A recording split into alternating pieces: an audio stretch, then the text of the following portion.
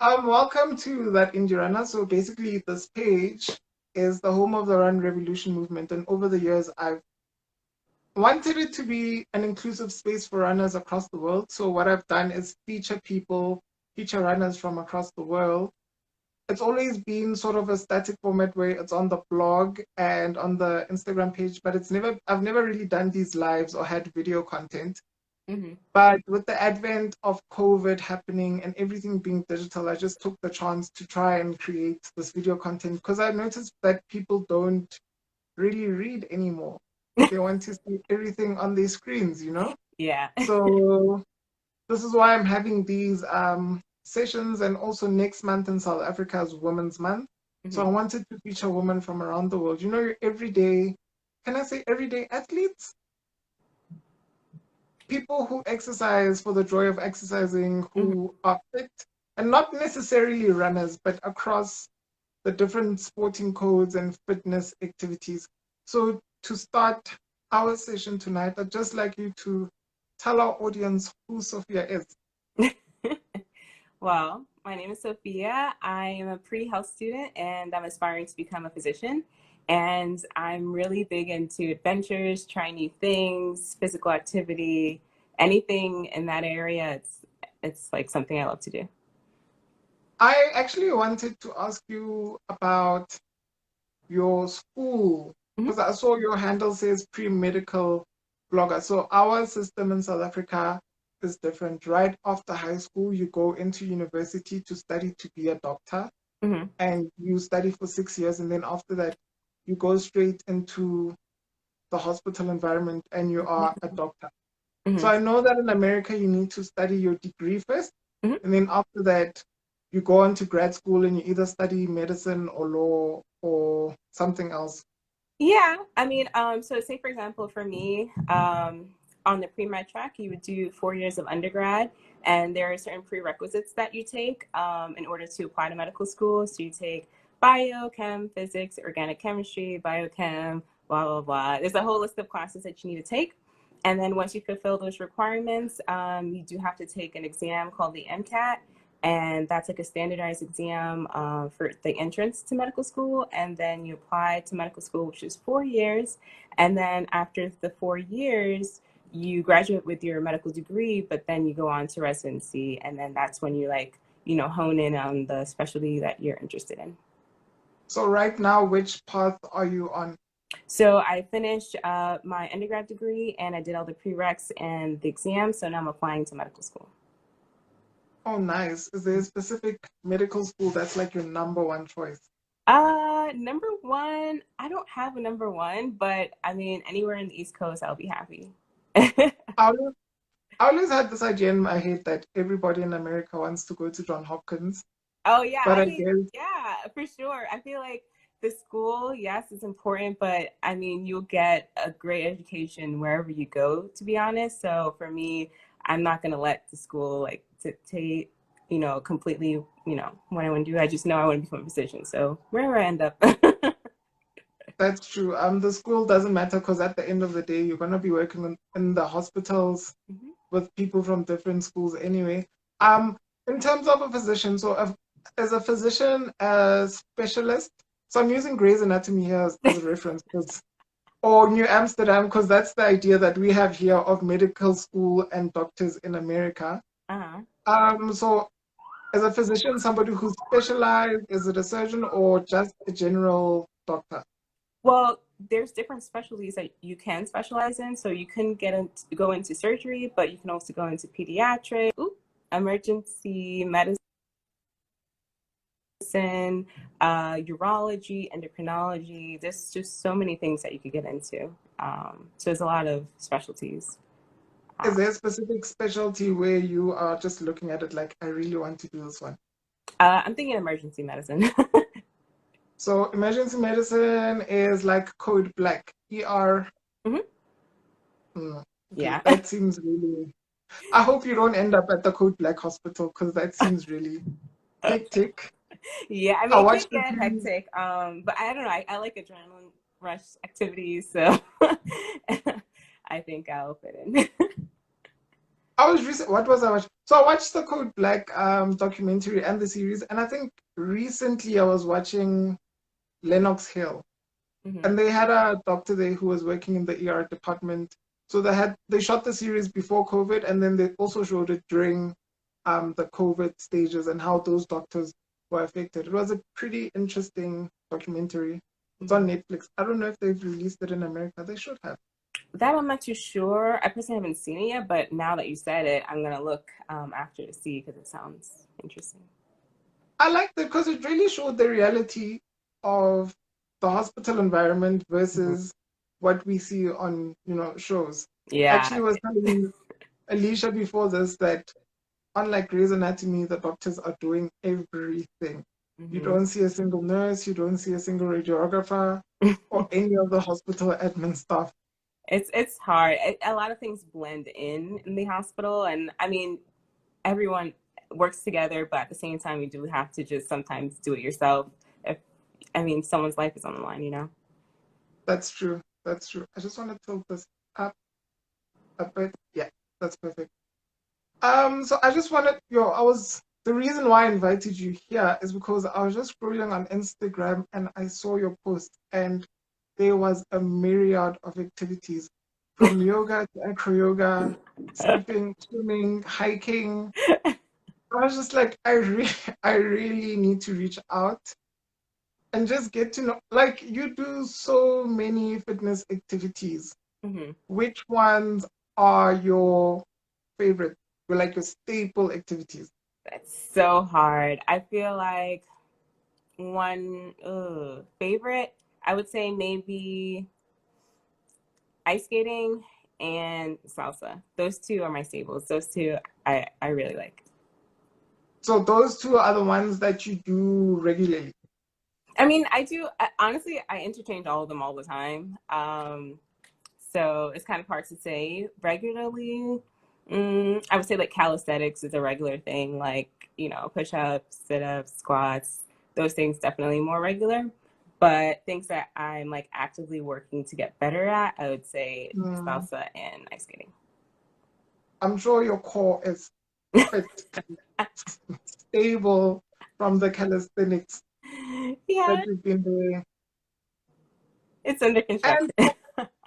another thing that really drew me to your page is that all of these sports that you have been partaking in are not really sports that are done by Black people. And this is not only applicable to America, but worldwide. For example, swimming here in South Africa, I probably am one of the few people who Mm, actually would get in a swimming pool. No, not just that they feet, but actually get into the swimming pool. And it's been quite a focus of mine to see how many other people, how many other Black people swim, hmm. or how many other Black people actually participate in triathlons or yoga. So all of these sports and activities that I saw on your page Hmm. are not really diverse activities that are associated with people of color. So Yeah. what have been your experiences in those spaces? Uh, I feel like for the most part, it's been positive because a lot of people are like, "Oh my God, like, what are you doing here?" kind of thing. Like, I'm actually amazed to see someone of color here, and I feel like it's Mm, definitely been beneficial for younger Black kids, like younger Black girls especially. A lot of them come up to me and talk to me, ask me questions, want to learn more, and I help them out. So it's nice, I think, for me to be in that position at times, just because it gives them like the motivation and the curiosity to learn more about things that they're not used to seeing. So for the most part, it's been positive. I mean, I get a lot of stares. I'm not gonna lie. uh, I feel like I get a lot of stays in yoga, in yeah, yoga practice. I can imagine. Also at the gym swimming pool, because sometimes it's just me in the swimming pool. Mm-hmm.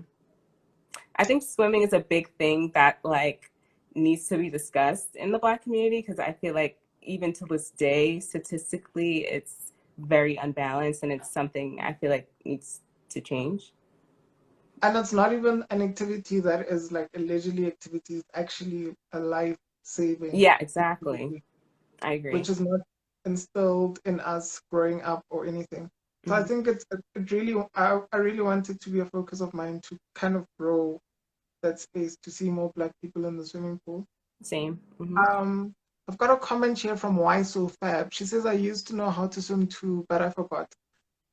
I feel like I also feel that way because I haven't been in a swimming pool in 4 months. Hmm. But Yeah. one thing I can say, I don't think you forget. Hmm.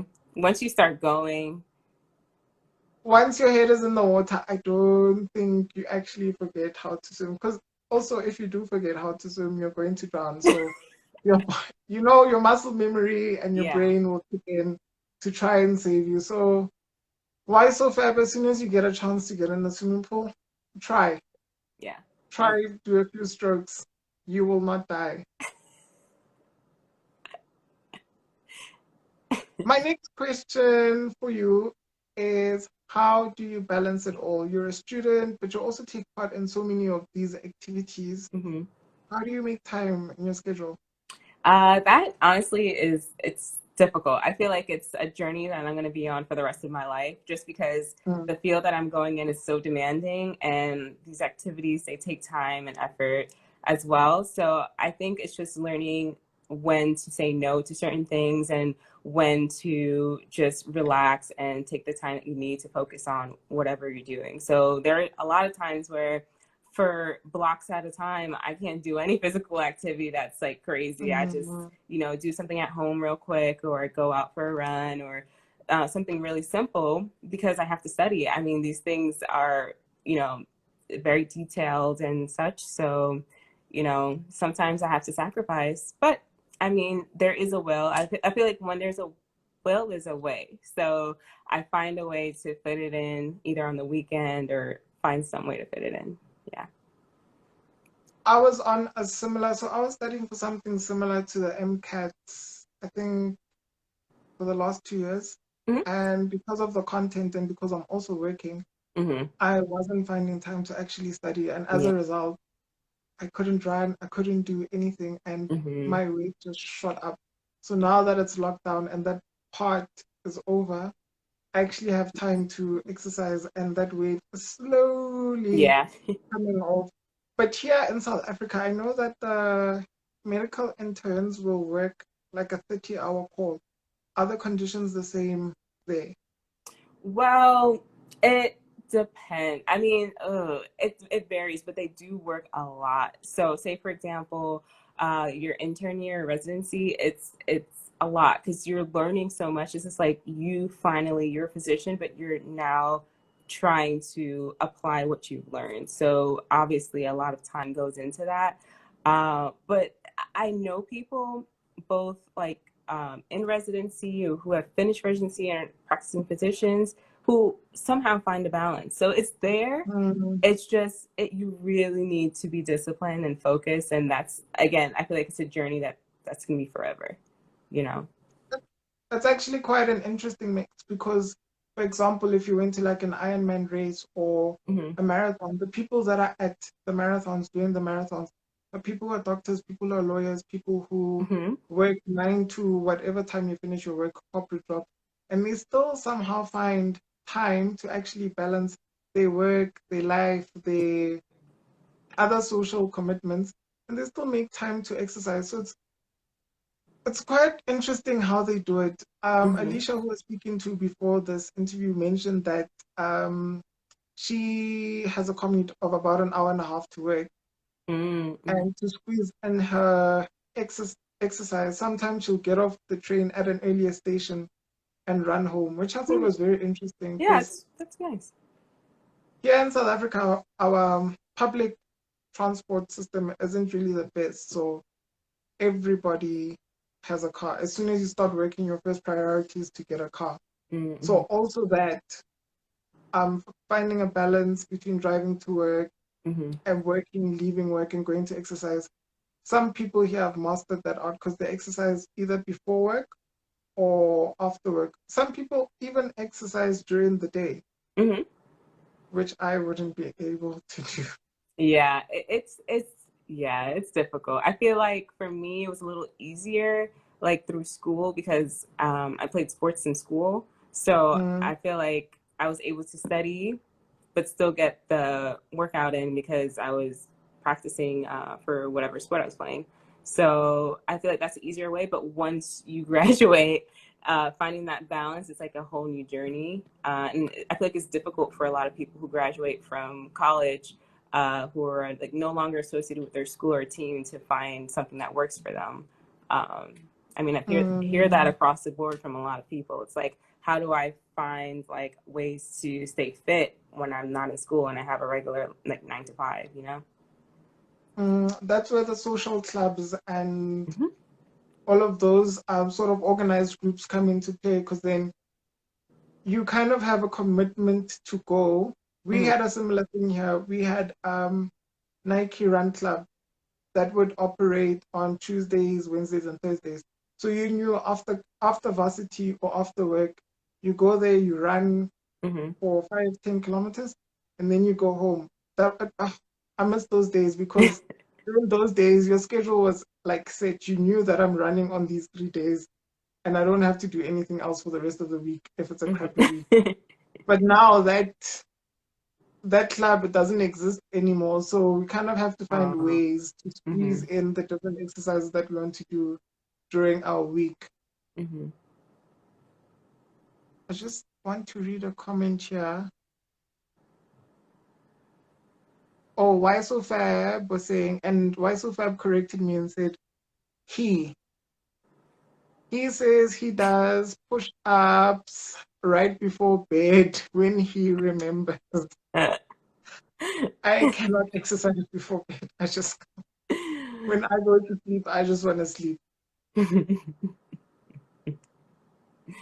I wanted to ask you about women, your thoughts on the major issues that are affecting women right now. There are a lot. Um, I feel like we need to talk about it a lot more than we do. I feel like there's a lot of negativity and shaming when it comes to females and fitness. It's like you can't win, you know, either you're too skinny, you're too fat, you're too muscular. It's like there are these certain standards that society creates, and people try to, fulfill them, but it's impossible. We're all different, and no one is going to look like the next person. They shouldn't have to want to, um, Mm, and I feel like there is also a lot of negativity for females that are in fitness that are, I guess, more fit and muscular than the average female. I feel like people, especially men, look down to them, and mm, they're not considered feminine anymore, or that they're too manly, aggressive. I just feel like there's just a lot of negativity in that arena, unfortunately. I think also it's been perpetuated over the years by what we've seen in the media where a certain type of body has been regarded as a healthy body. And if you do not Mm. have this specific body, then automatically you're unhealthy.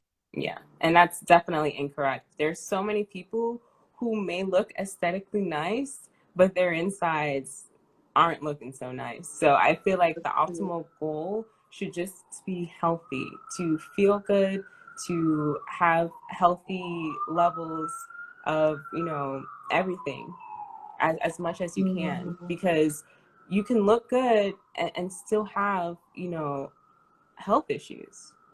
mm, And mm, I feel like that's more important. mm. Touching on the sports, specifically on the sports that you mentioned about women in sports, I just wanted to ask you, apart from being judged on looks, are there any issues that you hold close to your heart regarding women who play sports? For example, some sports not having a diverse representation of that sport. Yeah. I mean, like we spoke about earlier, representation in a lot of the sports I participate in is there is none. you know?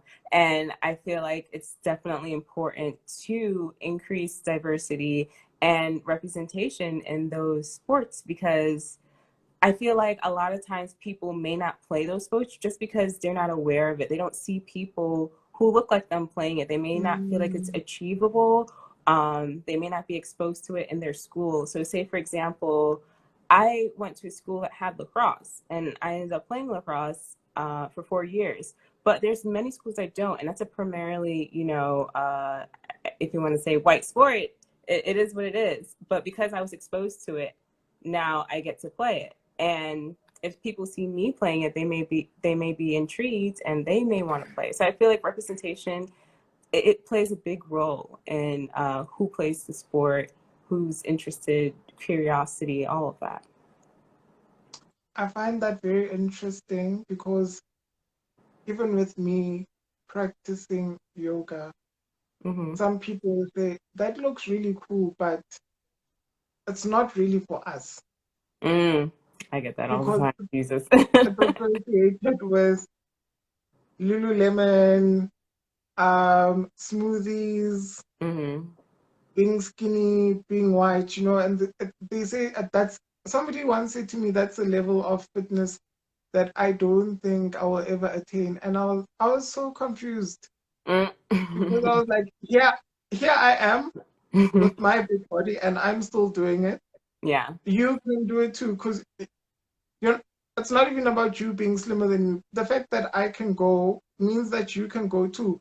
But I guess it also boils down to the fact that we don't see people doing it that look like us. So we don't think that we are included in that space. Mm-hmm. Like it's not for us. Although, yeah, It's it's not not true. for us. I wanted to ask you about lacrosse. I think I have an idea in my head of what lacrosse is. Mm-hmm. I'm thinking horses, a ball, hockey sticks. Closer, but not quite. I mean, a lot of people, when they see the stick, they think it's a hockey stick, but it's not, because there's a net. So it's a stick and there's a net, and then there's a really hard ball. Mm, And then it's kind of similar to soccer in a way, I would say, because, um, I mean, you're trying to score on the other side, but instead of using your feet, you're using your stick. And there's slight differences between female and male lacrosse players. Males, they get to be more aggressive, and they have like the full equipment, the helmet, the pads, and all that stuff. When I played, we only had goggles and mouthpieces, but I think now they're implementing helmets because uh, there's a tactic that you use. It's called checking, and some people check next to the head and could cause mm. concussions and such. So yeah. But you still play riding horses, right? No, no, no. It's running. Why am I thinking about horses? I don't know. I think you're thinking of polo. I think I'm thinking about polo as well. Because I'm just imagining everybody galloping across the field, trying to No, fling the ball across. I live in New York. There's no horses. I was just imagining you as part of the Gossip Girl cast Oh my god. with your with your horses.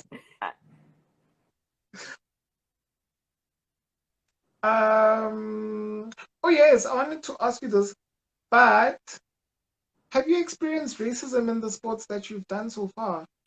Racism. Me particularly, no, but people on my team, yes. I mean, they've been called the N word, and they've been like, a lot of different prejudices, because my team was pretty diverse, and apparently people Mm, have problems with a diverse team. A team full of immigrants or the Model UN kind of thing. Usually it's just a lot of stares and questions. A lot of people just feel very comfortable walking up to me and asking me a lot of questions and making it obvious that like I'm different.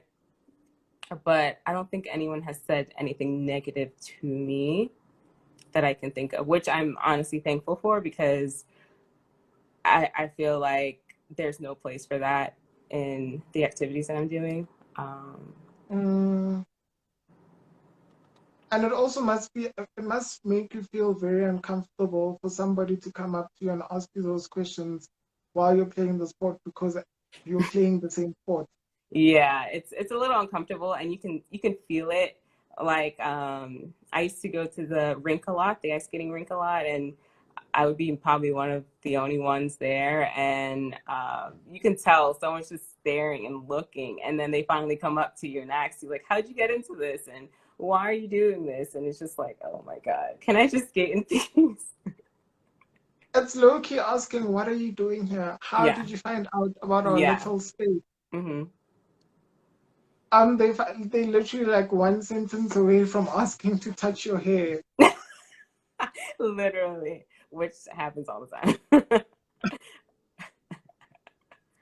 Um, my next question.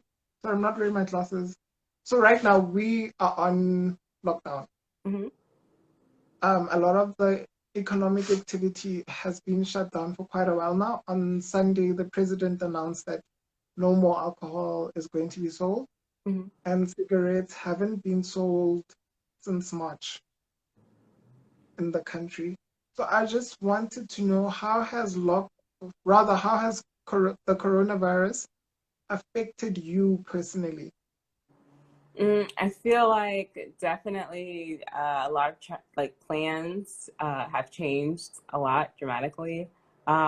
So again, I live in New York, so that was the epicenter for quite some time. So we've been on lockdown for a lot and for a long time, and also it was a bit scary because the Mm, numbers just kept increasing and increasing and increasing, and we just didn't know what would happen. And I would say the biggest thing um, is like worrying about like the well-being of my parents and like family members who are older, and like the plans. I mean, they could be changed and done later, but that was really my main focus. Just because I mean, it was no one knew what was happening. It was just spreading so quickly. mm. But yeah, it got better, so that's good. How was your school affected? Because right Oh yeah. now, Hmm. um, our universities are closed, the campuses are closed, but I think the school programs are still going on. But I think the exams were affected with some schools not having written their June exams yet, which is our half year Mm. mark. How how have you been affected? Well, for me, my classes and they ended up being online, so we stopped everything and we just had exams. Our lab and lecture was online. We um, just did video screen calls and did it like that. So Oh, it's you couldn't have physical labs no. anymore. No, especially since New York was blowing up, they closed everything so quickly, and there were no classes. No. Oh yeah, you couldn't. Are you at the stage where you are actually where you were supposed to be interacting with patients at the hospitals yet? Well, no. At this stage, I was just a regular lab class with like it was anatomy lab, so just a lot of dissections and looking under the microscope, different slides and stuff like that. Oh yes, anatomy labs. You were you dissecting cadaver? Mhm. Well, not in this lab, but yeah, in med school, yeah, cadavers. We do that, dissect those as well. Because I was quite interested to know how they're actually administering those labs because Mm, you don't exactly have a cadaver in your house and you're doing yeah. it online. But online you're gonna see the heart and you're gonna say this is the superior vena cava or this Hmm. is the right atrium or they're gonna show the veins in blue and the arteries in red. But once you actually see the cadaver, it's not like that. Yeah, it's definitely different. I mean, it was difficult for them. A lot of medical students actually graduated early or were able to work with residents and attendings earlier because of the pandemic. Mm, So they got more hands-on experience in that way. but a lot of things have changed and a lot of people just had classes online for that period. I know here they're offering, I think they asked the final year students to volunteer at the Mm-hmm. hospital. Yeah, because they And needed. Mm-hmm. yeah, because they needed the help. They Mm-hmm. really needed the help. Yeah. And so we've mentioned that your classes have now switched to being online. Mm-hmm. And I think that's going to be part of the standard moving forward throughout the world. But what do you think is also going to be our new normal? I think there are going to be like more limitations on how many people are in a certain area. So, say for example, a fitness class, instead of having 30 Mhm. people, they may cut it down to 15. Same thing with classroom sizes. I think everything is just going to be smaller. And the masks, I think they may be implemented a bit longer and just more restrictions, I think, for some time. Are your gyms open yet? No. Wow. Yeah. This this coronavirus has, because before this we all thought that countries are different, the people are different, the social factors that affect different countries are different. But at the advent of this pandemic, it just showed what affects people in America is going to affect people in Botswana, Yeah. because the same conditions happened worldwide. Mm-hmm. Our gyms are still closed, and I don't know when they're going to open. Our cinemas are still closed. Same, yeah. Restaurants only opened 2 weeks ago, 2 or 3 weeks ago. Mm-hmm. So as a result of that, a lot of businesses have closed down. A lot of people have lost their jobs. Yeah. A lot of people have Mm-hmm. lost their jobs. So now, like, the general public is in a situation where they have to pick up the pieces and move on from this. But also, how do you when nobody's hiring and Yeah. the economic situation is hard. So that's going to be a challenge. And I think the fourth industrial revolution that we've always anticipated has arrived, because I can't remember the last time I actually used cash. Yeah, yeah, that's changing too. Yeah, a lot of Because places are requiring card now instead. even going to the ATM to get physical cash is now a hazard. You might catch corona from the ATM. Yeah. My last question, which is not really a question but more of a request, I'd like for you to share a message for the women of South Africa for Women's Day, for Women's Month, sorry. Well, I want to let everyone know that you guys can do whatever you put your mind to. You're beautiful, strong, intelligent. Don't let anybody stop you just because you may not see someone that looks like you there. You could be that person. You can be the one to start it. And I think definitely just keep on going, never give up. And I'm here for you. So I support it. I definitely think that, everyone has the power, especially females. Hey, hey. If you fall, you get back up, dust your shoulders, and you're good. Thank you so much, Sophia. That was such an inspiring message. I feel like you're talking to me even though I'm not a woman. It's true. It can But apply to you too. your words resonate with me as well. I would like to thank you so much for joining me and taking time out of your evening to speak with me. Of course. Thanks for having me. It's been lovely talking to you. I'm actually going to track your journey Okay. to the hospital. Okay. You can actually have a YouTube channel about it. Yeah, true. I've seen some people do that. Yeah, I've seen. Yeah, it's cool. Thank you so much. Enjoy the rest of your evening.